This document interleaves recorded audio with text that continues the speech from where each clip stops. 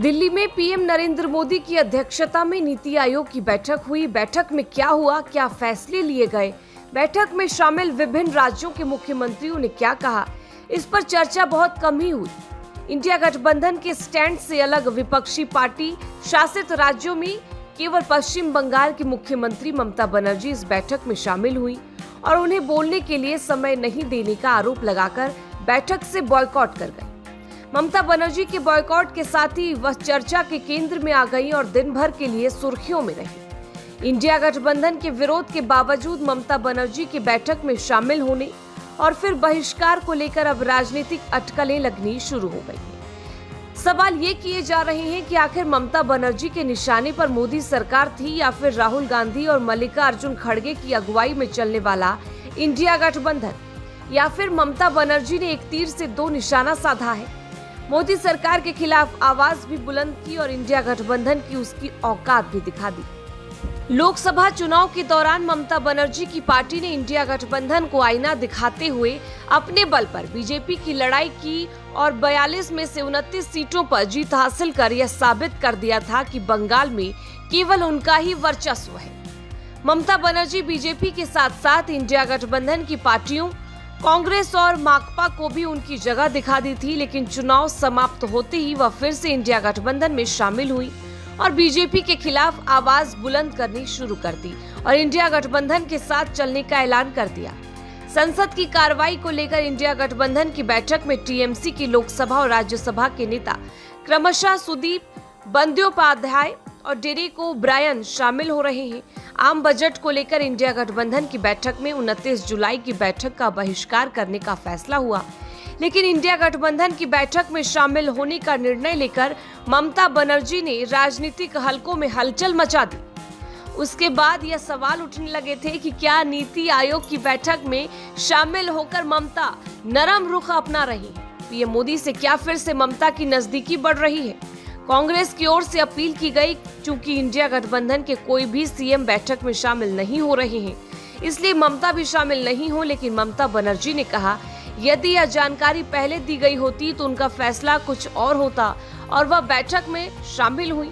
बैठक में शामिल होकर एक तीर से दो निशाने साधे वह अब दिल्ली की राजनीति में चर्चा के केंद्र में आ गई। बता दें कि विपक्षी गठबंधन के 7 मुख्यमंत्रियों ने बैठक का बहिष्कार किया था। झारखंड के सीएम हेमंत सोरेन, पंजाब के सीएम भगवंत मान और तमिलनाडु के सीएम स्टालिन भी बैठक में शामिल नहीं हुए थे।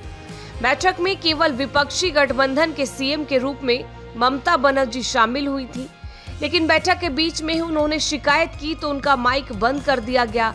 वह विपक्ष के बारे में बात करना चाहती थी।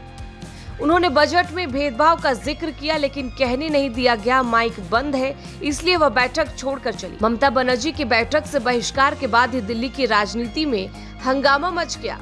केंद्रीय वित्त मंत्री निर्मला सीतारमण ने इस आरोप को खारिज कर दिया कि ममता बनर्जी की माइक बंद की गई थी। पीआईबी ने फैक्ट चेक का रिलीज जारी कर ममता पर गुमराह करने का आरोप लगाया। केंद्र की दलीलों के बावजूद तब तक ममता दिल्ली की राजनीति में चर्चा के केंद्र में दिन भर रही। नेताओं का कहना है कि बंगाल के मुख्यमंत्री ने एक तीर से दो निशाने साधे हैं। नीति आयोग की बैठक में शामिल होते हुए उन्होंने बताया कि केंद्र विपक्षी राज्यों को वंचित कर रहा है।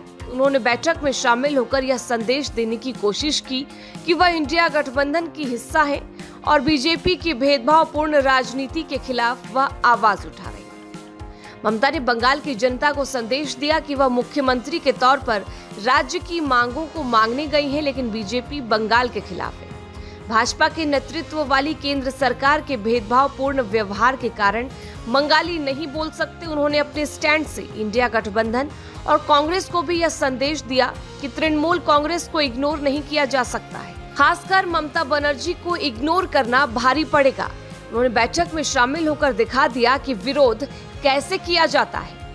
ममता बनर्जी के विरोध के बाद तमिलनाडु के सीएम एमके स्टालिन का बयान आया और उन्होंने ममता बनर्जी के खिलाफ बर्ताव के लिए मोदी सरकार की आलोचना की। आप सहित अन्य विपक्षी पार्टियों के नेताओं के बयान आए, लेकिन कांग्रेस की ओर से न तो राहुल गांधी और न ही कांग्रेस के अध्यक्ष मल्लिकार्जुन खड़गे का ही कोई बयान आया। केवल कांग्रेस नेता राजीव शुक्ला और जयराम रमेश का बयान आया और उन्होंने इसकी निंदा की। कांग्रेस के नेता अधीर रंजन चौधरी ने सीधा ममता बनर्जी पर आरोप लगा दिया कि ममता बनर्जी झूठ बोल रही हैं और यह उनकी पहली की स्क्रिप्ट थी, उसी के अनुसार ममता ने काम किया था। ममता बनर्जी की पार्टी इसके पहले भी इंडिया गठबंधन में कांग्रेस के प्रभुत्व को लेकर सवाल उठा चुकी है।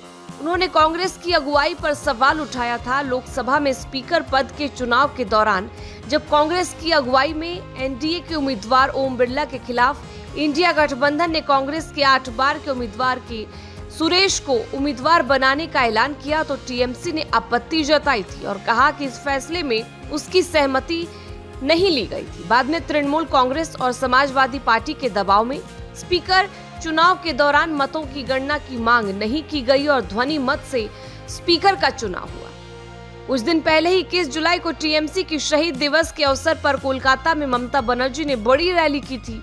इस रैली में इंडिया गठबंधन की ओर से केवल समाजवादी पार्टी की ओर से पार्टी प्रमुख अखिलेश यादव ने शिरकत की थी। इस रैली से ममता बनर्जी ने कांग्रेस को यह संदेश देने की कोशिश की थी कि इंडिया गठबंधन के बीच भी अलग गठबंधन है और 2 बड़ी पार्टियां सपा और तृणमूल को नजरअंदाज कर कोई फैसला नहीं लिया जा सकता है और यदि कोई फैसला लिया गया तो इसका विरोध भी होगा।